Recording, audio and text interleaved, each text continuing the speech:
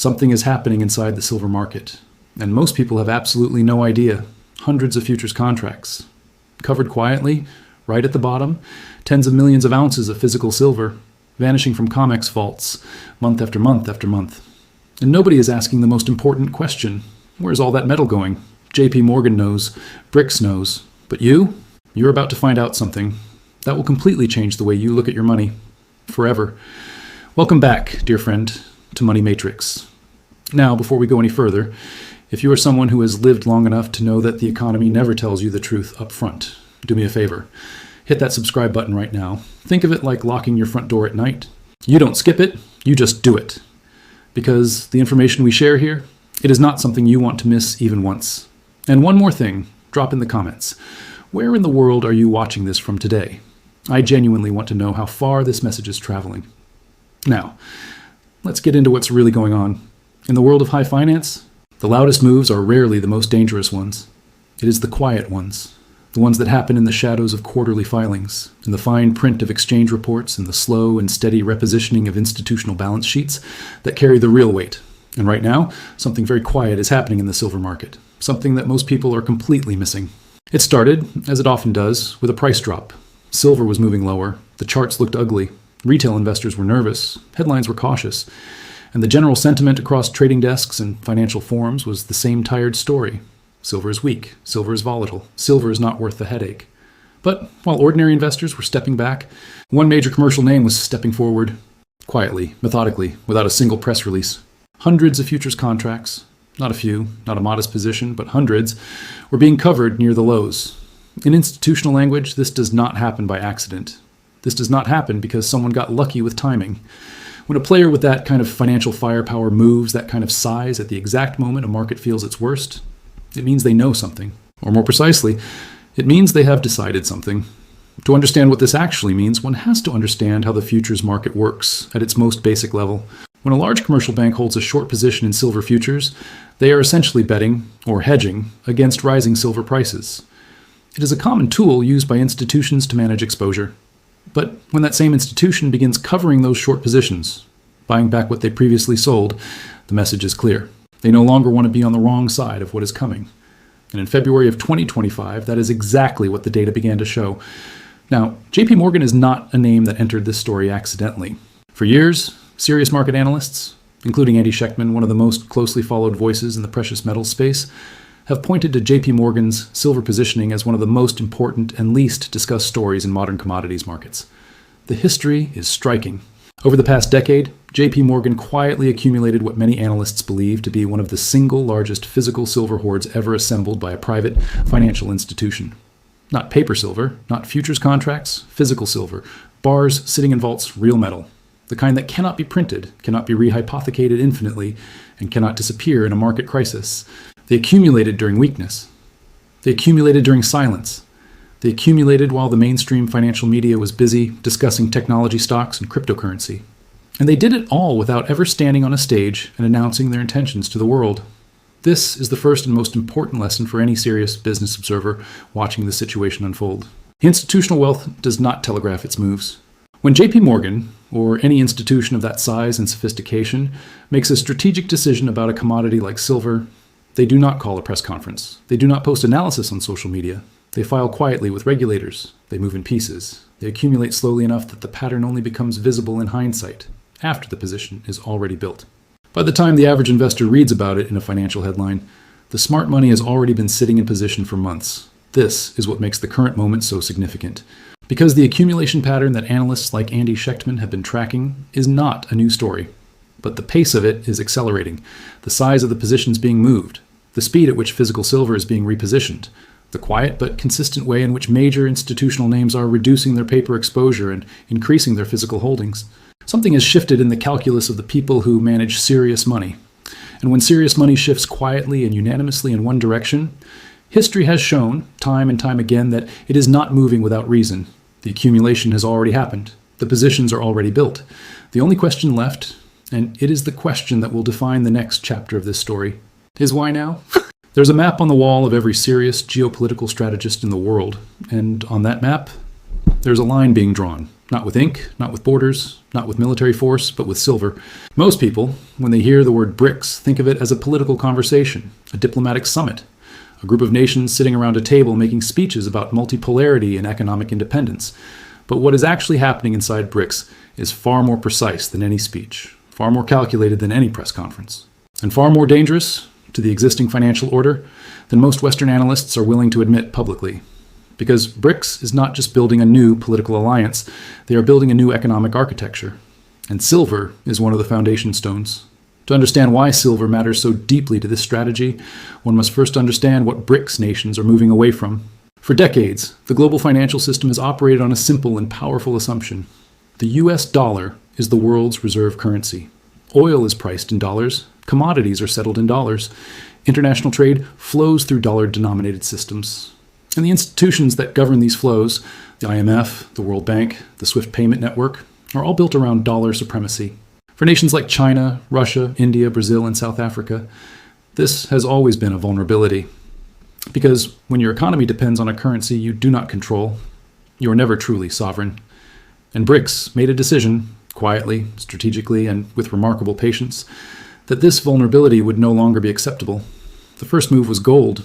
Over the past several years, BRICS-aligned central banks have been accumulating gold at a pace that has genuinely alarmed Western financial institutions. China's gold reserves, Russia's gold holdings, India's steady and consistent gold purchasing program. The message behind these moves was clear to anyone paying attention.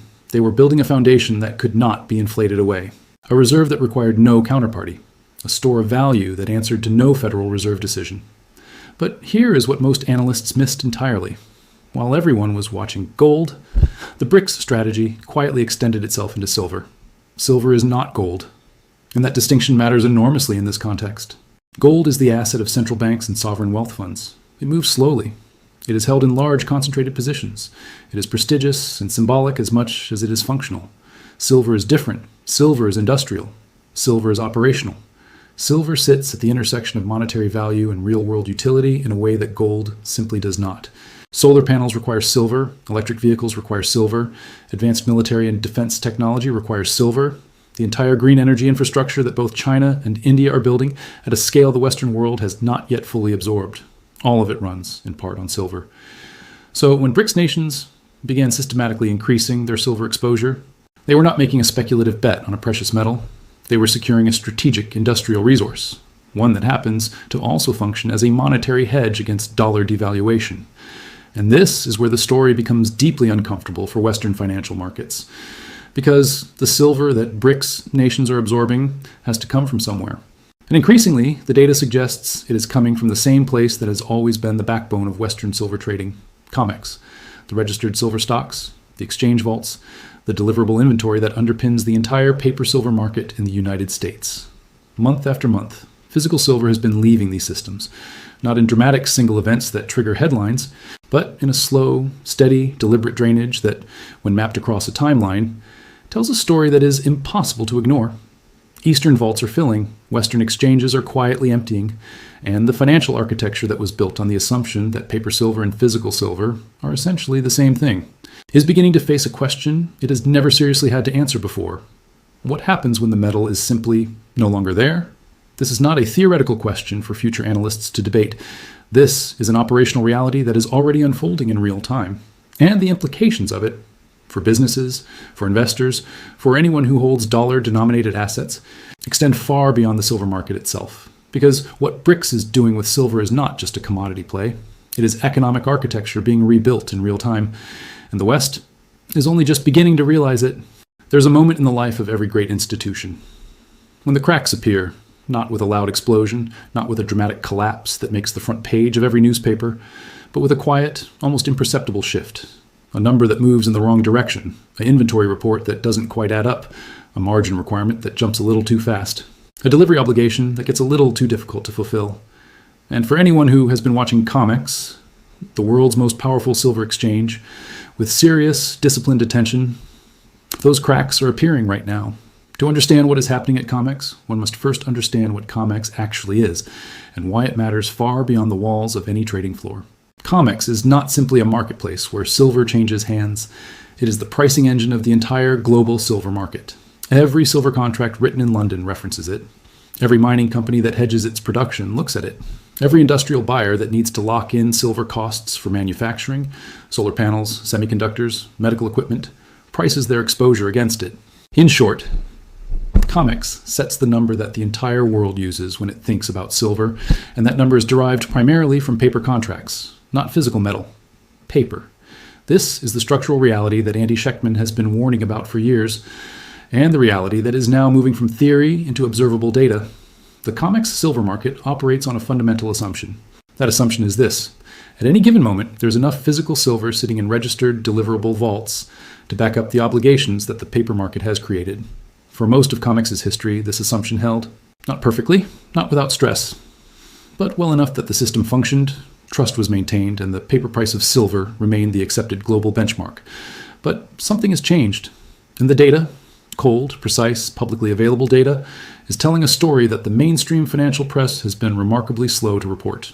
Registered silver stocks at COMEX, the inventory that is actually available for physical delivery, have been declining, not crashing overnight, not disappearing in a single dramatic event, but declining, consistently, persistently, in a pattern that serious commodities analysts have been flagging with increasing urgency. When registered stocks fall, it means one thing above everything else. The buffer between the paper market and reality is getting thinner. And a thinner buffer means that any significant demand for actual physical delivery, rather than cash settlement, puts the entire system under pressure it was not designed to handle at scale. Then came the margin spike. In a compressed window of time, exchange margin requirements on silver futures jumped hard. For context, margin requirements are the deposits that traders must maintain to hold futures positions.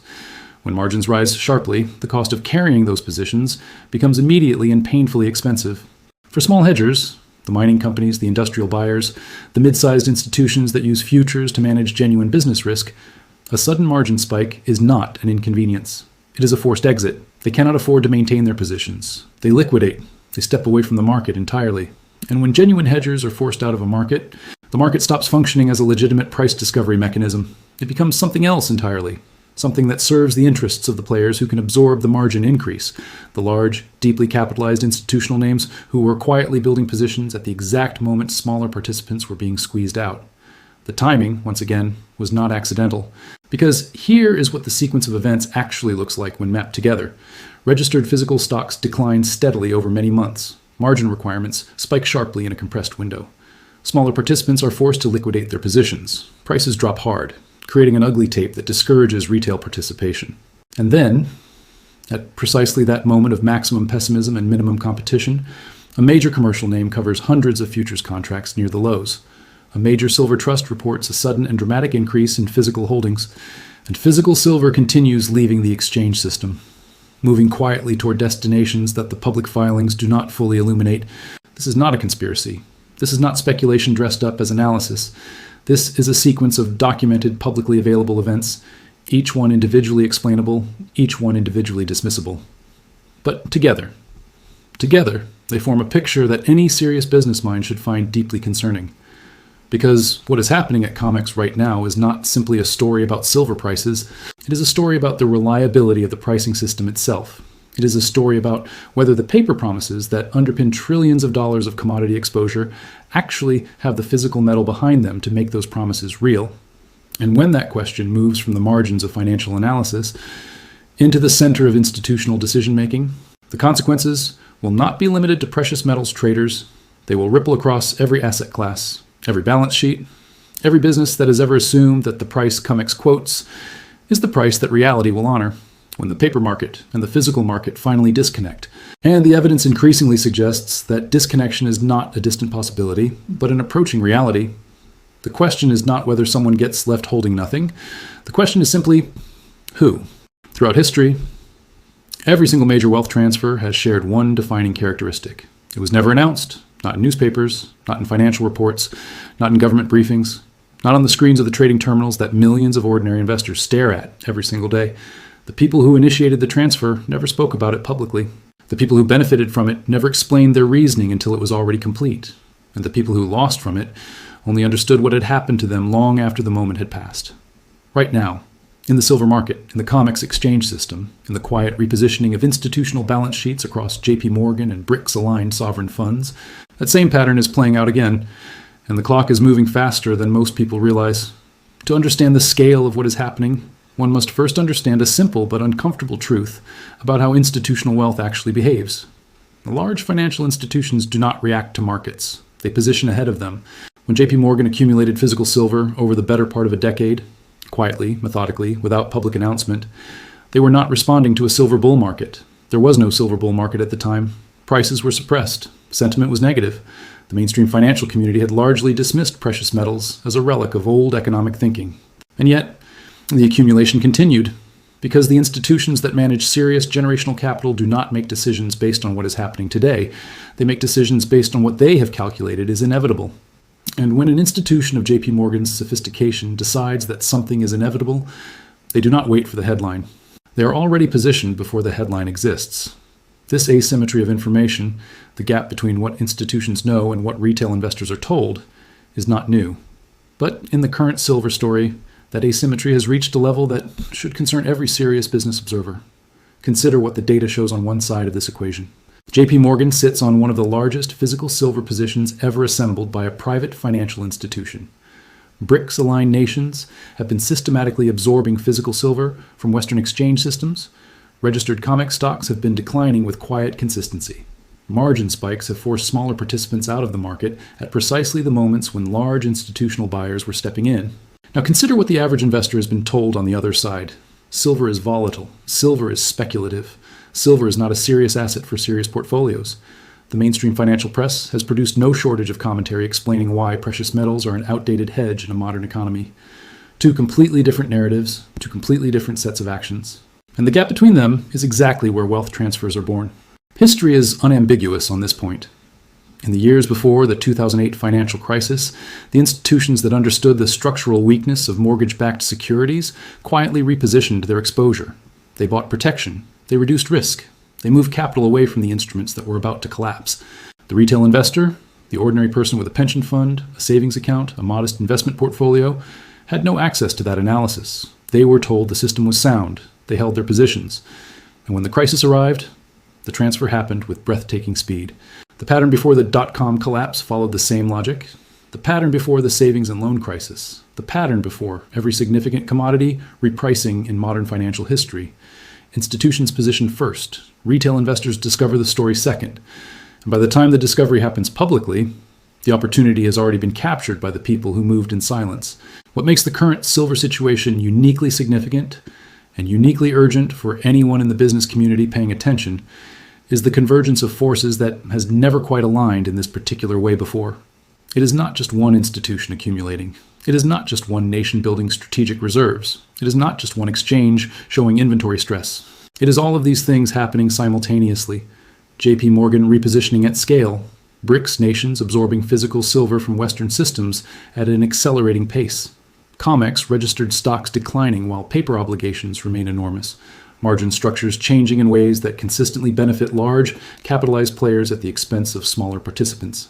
And underneath all of it, a global monetary system that is under more structural pressure than it has faced since the end of the Bretton Woods Agreement in 1971. When the dollar's dominance was last seriously challenged, gold repriced from $35 an ounce to over $800 within a decade. The people who understood what was coming before it was announced built generational wealth in that window. The people who waited for the mainstream financial press to explain it to them watched it happen from the outside. Andy Schectman's warning, the warning that has been dismissed, debated, and quietly validated by the very data that continues to emerge, is not a prediction about silver prices. It is a warning about positioning. It is a warning about the difference between being inside the transfer and being outside it. It is a warning that the window in which serious, rational decision makers can still act on this information before it becomes common knowledge, before the headline arrives, before the paper market and the physical market finally and publicly disconnect, is not an indefinitely open window. The transfer is not coming. For those who have been watching the data with disciplined, patient attention, for those who understand that institutional silence is not the absence of a signal, but the purest form of one. For the business minds, the entrepreneurs, the serious investors who refuse to wait for permission from a mainstream narrative that has consistently arrived too late, the transfer has already begun. The only question that remains and it is the most important financial question any serious person can ask themselves right now, is which side of it you intend to be on.